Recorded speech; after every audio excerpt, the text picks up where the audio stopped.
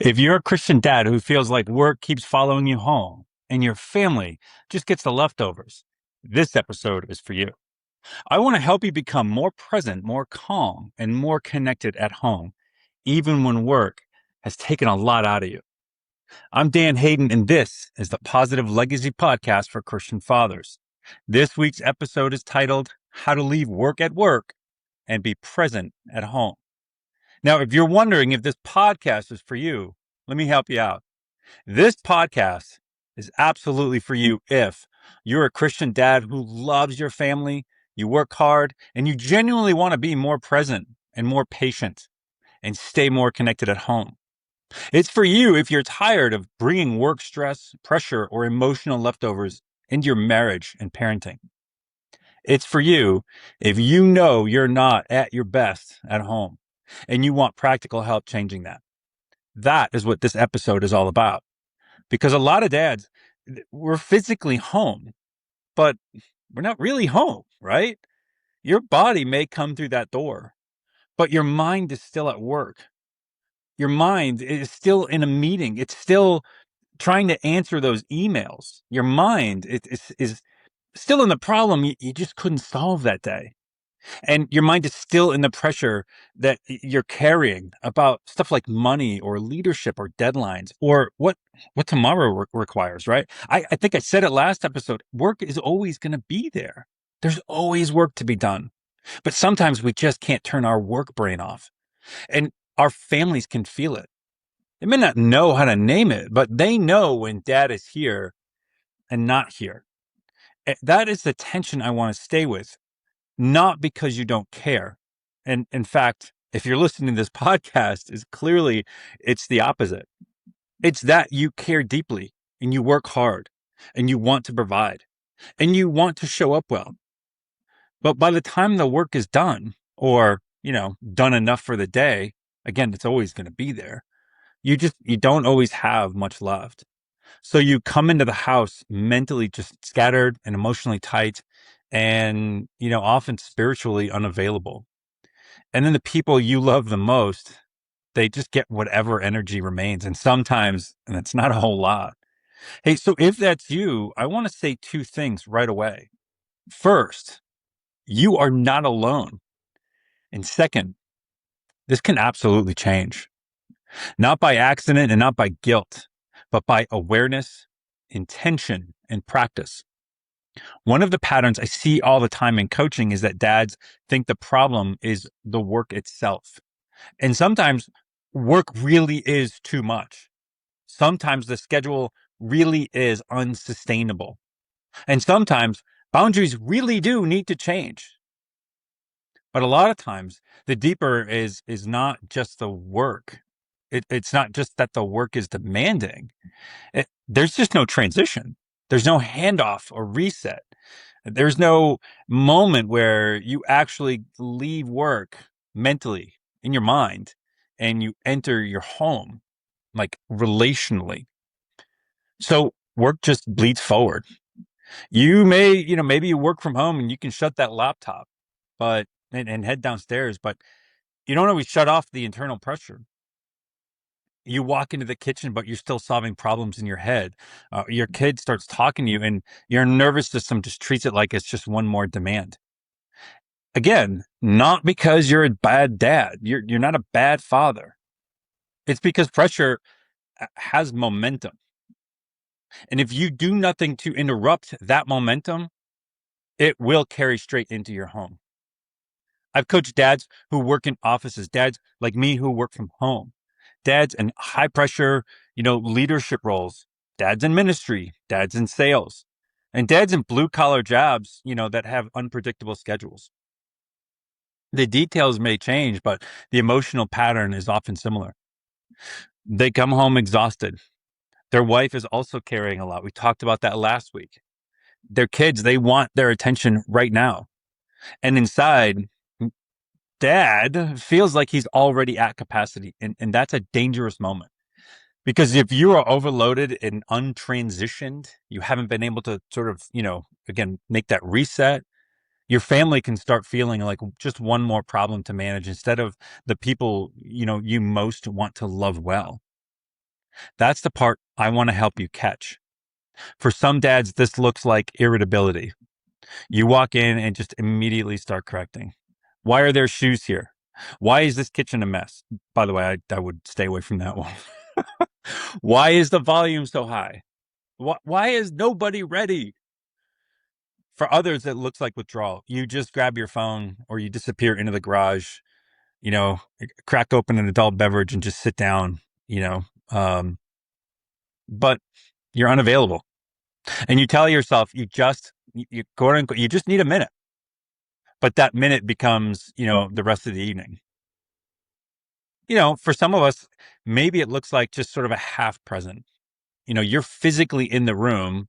You answer questions, maybe, in not so many words. You just sort of nod along to conversations. You might even pick up on, facial cues and smile. But your family, they can tell you're still somewhere else. And that kind of partial presence is frustrating because it looks close enough to engagement that nobody knows whether to ask for more. If this is landing for you, this is exactly the kind of pattern coaching is designed to help with. Not because you need someone to diagnose you, but because you may need help just seeing what your evenings are actually doing to you and what a better re-entry could look like. Coaching really, it helps you identify blind spots, right? Now, I want to make this practical. I don't think the solution starts with just be more present. That's just too vague. Presence, it needs a path. And so for most dads, that path starts with a transition ritual, something simple, something repeatable, something that tells your body and your mind and your spirit, okay, work is ending, home is beginning. That transition, it could happen in the driveway. It might happen when you shut your laptop. It might happen, in the bathroom before you walk out to the family. It might even happen on a short walk around the block if you work from home. I have a client who intentionally schedules calls with me at specific times in order to help him with that transition. Could look like that too. The point is not, what it looks like. The point is that it exists. A lot of dads have an accidental ritual already. I'm just going to check one more email. Maybe you scroll your phone. You carry the day straight through. Maybe you just walk in tense. You start reacting. That's a ritual too. It's just not serving you very well. A better one might be as simple as this. And you've heard me talk about this before. Just pause. Take one slow breath. Notice what you're carrying. Notice in your body where you're carrying it. Name it. Just give it up to God. Hey God, you got this. I don't want this anymore. Decide how you want to enter the house. That could sound something like, Lord, I'm still carrying work. Help me put it down for the next hour. God, help me bring peace into this house, not more pressure. We've prayed that before, haven't we? It could sound something as easy as, all right, I am done working for now. My family gets my face, not just my leftovers. That kind of shift, it may sound small, but small intentional moments are often what change family culture over time. In fact, if you struggle with this kind of transition, I'd strongly recommend you grab a copy of my free giveaway. It's called a 5-minute calm leadership reset. It's built exactly for moments like this, to be honest with you, when you can feel the stress following you into the next part of your day, and you need a practical way to get grounded before you bring that energy into your home. You can grab it through the link in my show notes. Now, let's go one layer deeper. Why is this so hard? Because a lot of men, work is not just work. It's identity, it's responsibility, it's pressure. It's how you love your family through provision. It's where competence just feels clearer than it does at home. At work, you may know what success looks like.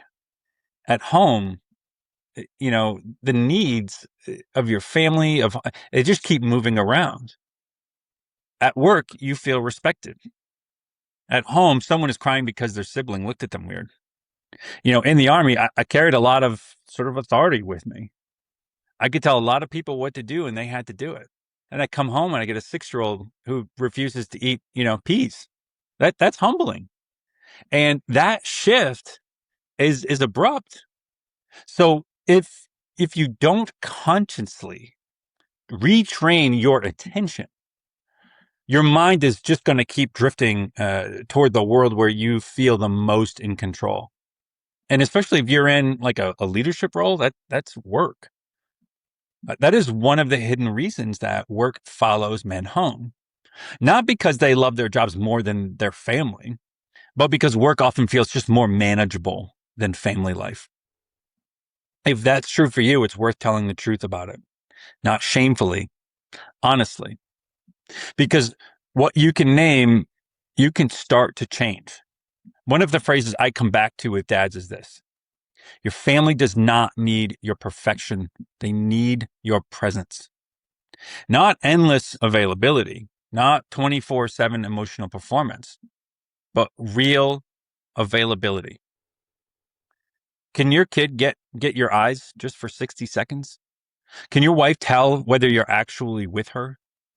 Can your nervous system stay soft enough to receive your family instead of bracing against them?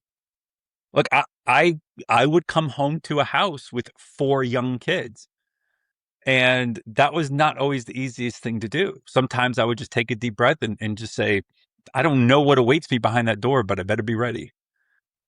And if your nervous system, for example, can stay soft and left just to receive your family, that is real leadership. And yes, some nights you're still going to be tired. Some nights you're going to have less margin than you want. I'm not selling you fantasy here, but there is a difference between being tired and just being absent. And that difference matters. One of the simplest and strongest changes a dad can make is deciding what the first 5 minutes at home will mean. Not the whole night, just the first 5 minutes. What do your wife and kids experience first? Do they experience your phone, your email going off? Do they experience your criticisms or your delay? Or do they experience your stress?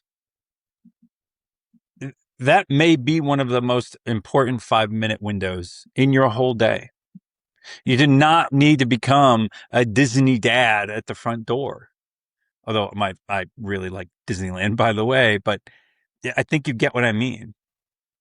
You may need to stop making the first contact feel like relational static, if that makes sense. For some dads, a better first 5 minutes looks like just putting your phone down, or just don't take it out of your pocket. Hug your wife.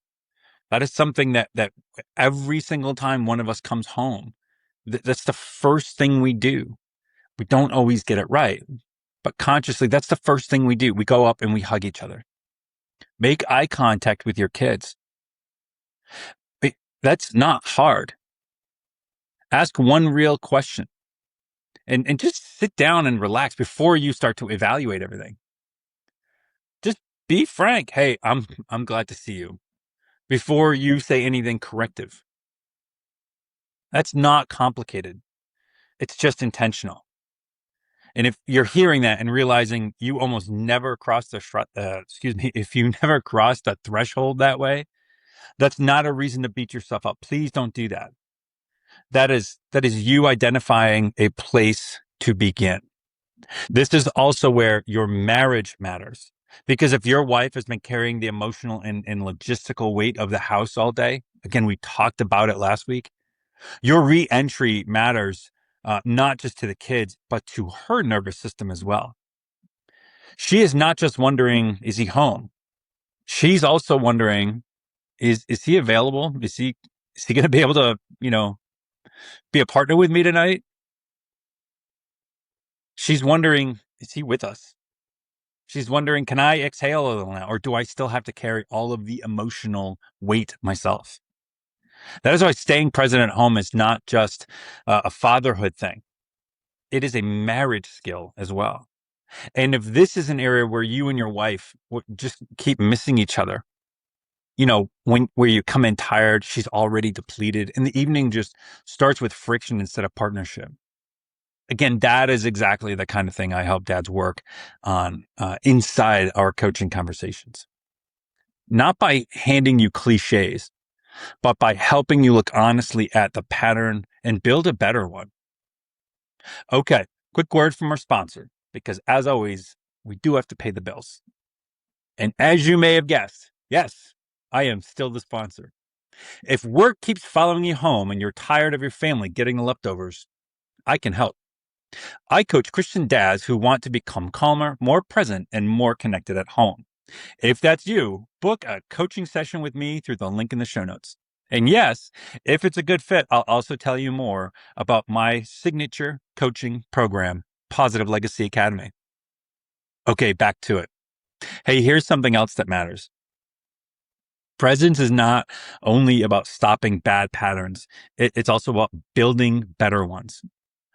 What if your family knew when dad finishes work, this is how he comes back to us? That kind of consistency builds trust. Maybe your pattern is close the laptop, 5-minute reset, hug your wife, check in with your kids, and help with one practical thing before sitting down.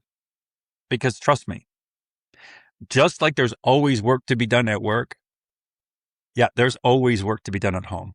Your wife always could use a hand with something, or maybe your pattern is a little different. Maybe it's a short walk and a prayer. You put your phone away, you enter the kitchen slowly and ask, what do you need most from me tonight?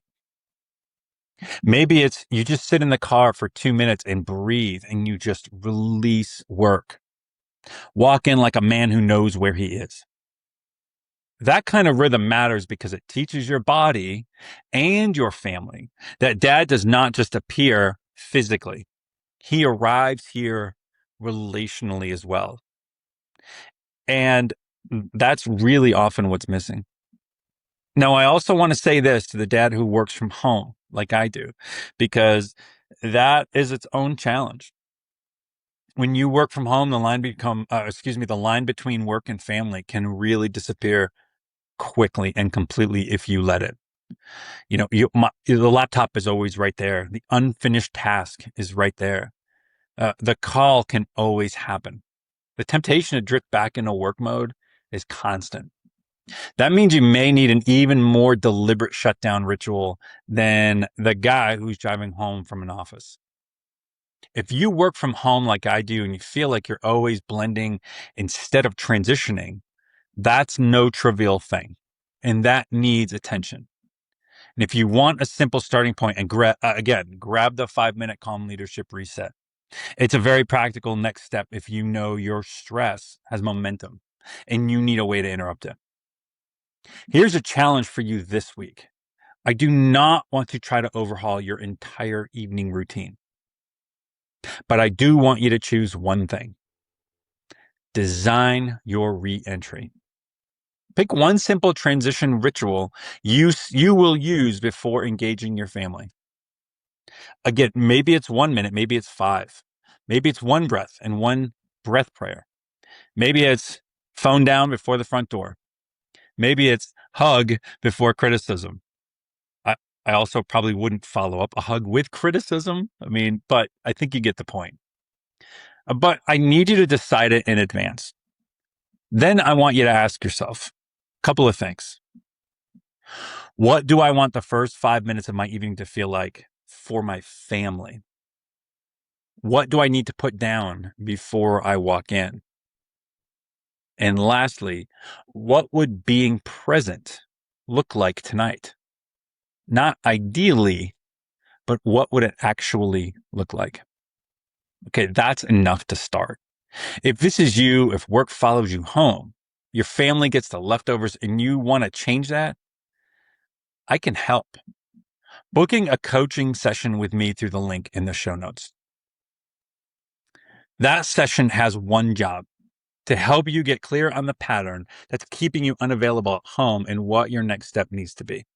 And if that makes sense, I'll also tell you more about my signature coaching program I mentioned earlier, the Positive Legacy Academy.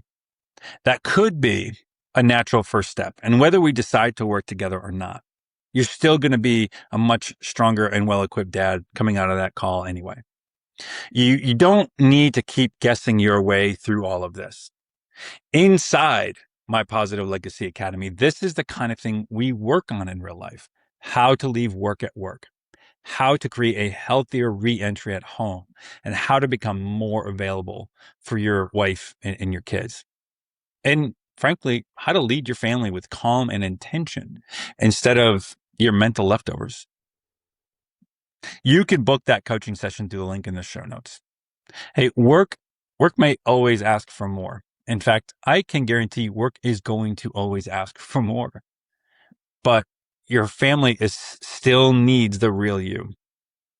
As you think about this week, what do you need to put down before you walk through the door so your family gets more than just what's left over?